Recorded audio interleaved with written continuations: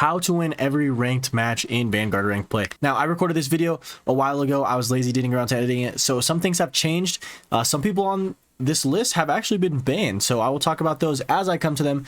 But until then, enjoy the video. Yo, what is up, guys? It is Swiz back with another top 250 video, and today we are going to be looking at ranks 11 through 20 to help you guys get better and hopefully win more games in ranked. But first, let's check out the changes from the leaderboard since last video. Chain has made his way from 10th place to 1st place, and Eric Boom, actually, who is 2nd place, has now dropped all the way down to 10th. Dale was number 4 on the leaderboard. A lot of you guys let me know in the comments that he was a hacker. Thank you guys for that. So Dale is finally off the leaderboards. Hopefully he got banned. And then we have the boy Swogie, who went from 9th place all the way up to 3rd place, now in the running for the top 3. Beta only dropping 1 place, going from 3rd place to 4th place. Jimbo dropping from 1st place to 5th place. Cobra staying steady at a 8th place. We have Plex, Talent FPS, BB Connor, and VZ. Since recording this video, Plex has actually been banned. If you haven't seen the clip, here it is. So basically, he got caught with red boxes walling on his stream. Bunch of stuff went on with that. If you guys want to read more about it, you guys can look that up and read more about it. It was everywhere. But yeah, Plexify has been banned from the leaderboards. And since the last video, the SR rating has gone from 5,110 for 1st place all the way up to 6,760 SR for 1st place. Without further ado, let's start breaking down some gameplay. Okay, so this right here is a clip of me reviewing Plexify's gameplay, and there's obviously no point because he's cheating.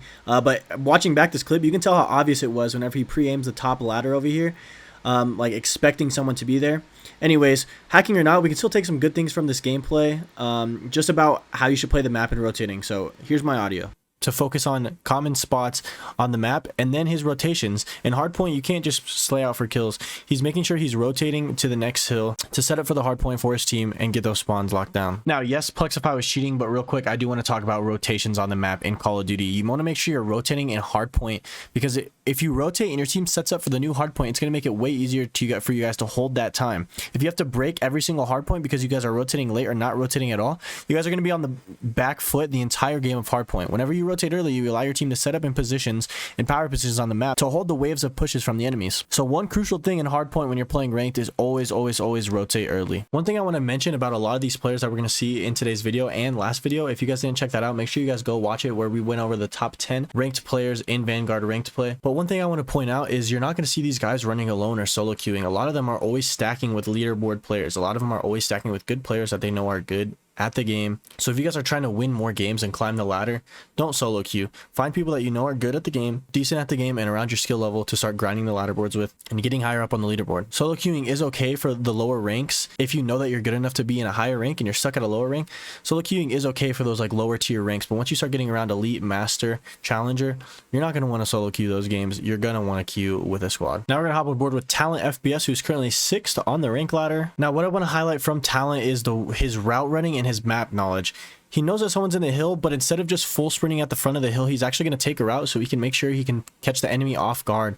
Once he gets that kill, he's able to hit mid with his map knowledge, knowing that they're going to spawn in the middle of the map, and then he gets down in the hill to play for kills. Now again, something that you're always going to see out of these top tier players is the pre-aiming. They're pre-aiming common spots of where enemies are going to be.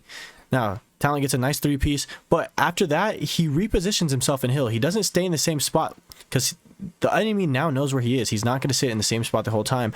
And then his map knowledge, knowing that they just killed 4 from the front of the hill, and he has a teammate pushed out into the middle of Bokage. That means they're going to spawn in the back of Grandma's for that P3 hardpoint. So a really big thing is knowing the maps and knowing the spawns. And you learn those by watching gameplays, viewing revods, like I'm kind of doing here on the channel, and just playing more. Map knowledge is crucial in Call of Duty, especially this Call of Duty. Knowing where the enemy is going to spawn and where they could possibly be on the map limits the amount of times you can get shot in the back, exponentially increases the amount of kills you're going to get in a game, and overall helps you play smarter as a player. One thing to remember from these games is a lot of these players are consistent at the game, but just because you have a bad game doesn't mean that you're bad at the game. VOD reviewing and looking over these things are to realize certain situations and certain scenarios to help you get better so that you won't make that same mistake next time. And this is also very helpful for your own VOD. If you hop into a ranked game or a scrim or whatever you do in Call of Duty, even if it's a team deathmatch, and you record yourself playing and you go back and you watch that recording and you critique every single little thing that you're doing, you're going to get better at the game, and you're going to learn what not to do and what to do in certain situations. So whenever you come in contact with that situation again, you're going to be able to better assess the situation and perform better. With that being said, everybody has an off game.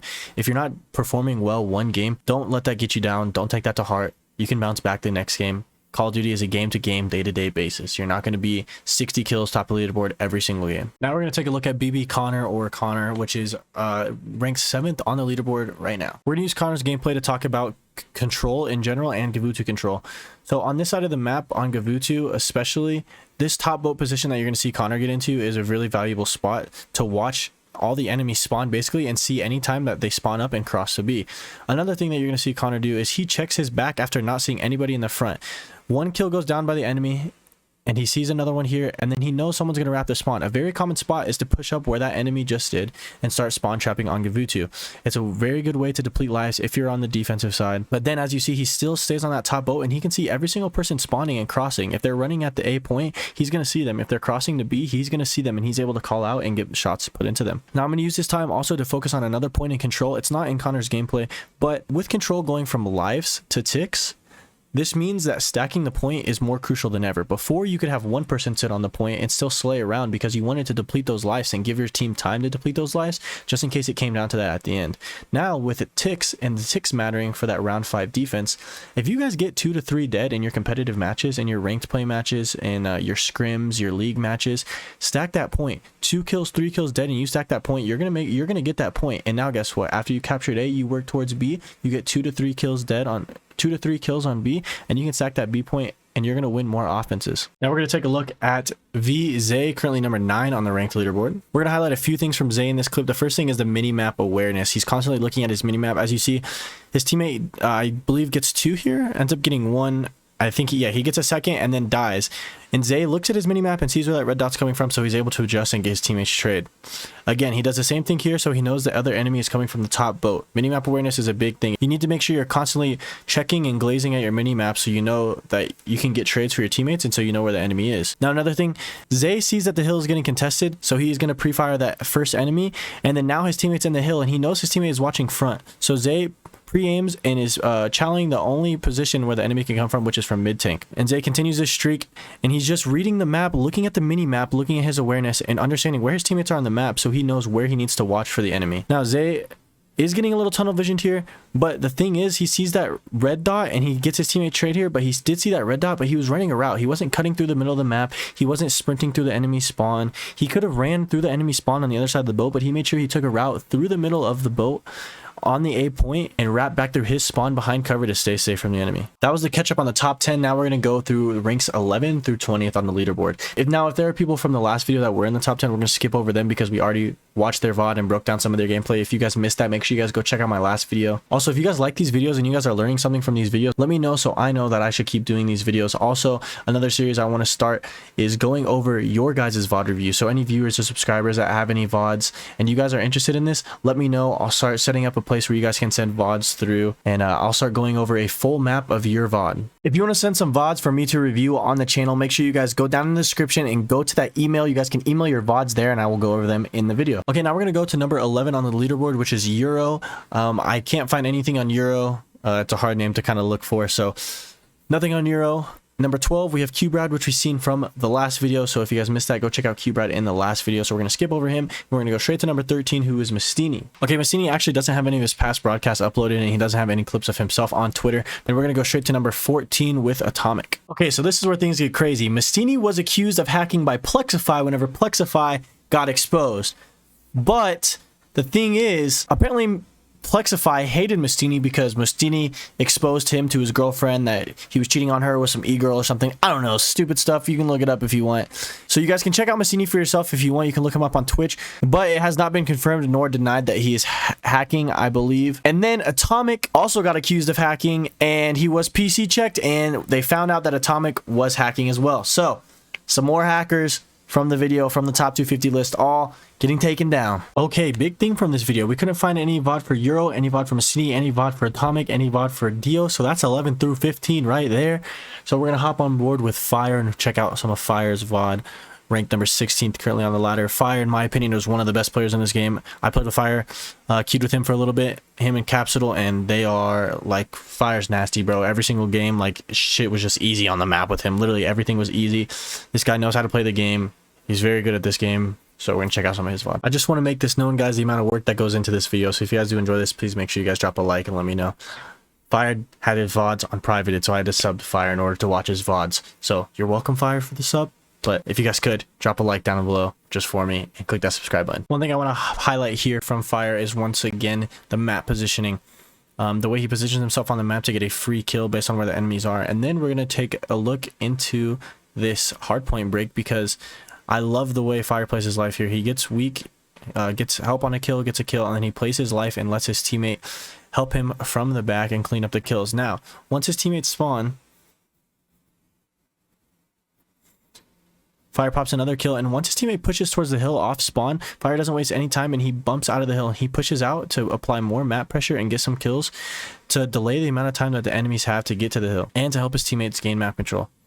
After this, he just goes rogue and gets a few more kills. But the way he plays is just very smart, very methodical, and he plays to stay alive and to help his teammates. Another thing I want to talk about from Fire is his centering. If you guys don't know what centering is, that's where your little circle on your screen is, on basically where the middle of your screen is, right? So Fire is usually centering where an enemy could be. So whenever he goes to aim in, his aim's already halfway done because he's centered to where he should be, where an enemy is going to be. So basically, to explain it, as he's coming around the corner, he's putting the dot in his screen where his reticle would be whenever he aims in where an enemy could possibly be. So right here, he's putting it through the doorway, putting it through the opening. As he's sliding around the corner, he's making sure that he's always centered on a common angle or a location that an enemy could be. And again, another thing that is consistent between all these people from this video and from last is pre-aiming, guys.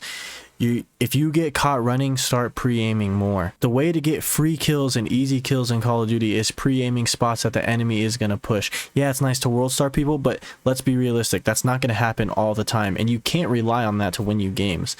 If you're pre-aiming on where enemies are going to be, you're going to get free kills. You're going to make the game easier for yourself and for the enemy team. Okay, just a quick example of centering.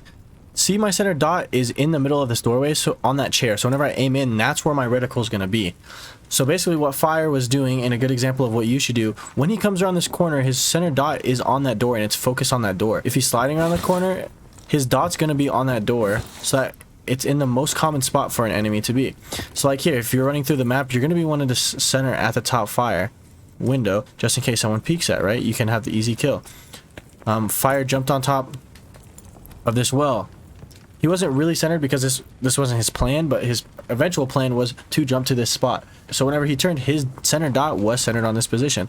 If you're running through here, you're going to want to be centered on the stairs, right? If you come up the stairs, Fire was centered on this doorway. Then whenever he got to here, this broken wall was broken and he was centered through the broken wall, waiting to take gunfights, making his gunfights and his chows easier. Okay, now on to number 17 on the leaderboard, Skunk. Skunk, his past broadcast, he doesn't have any ranked play past broadcasts. I think they're all scrims or like 8s and chows and stuff like that.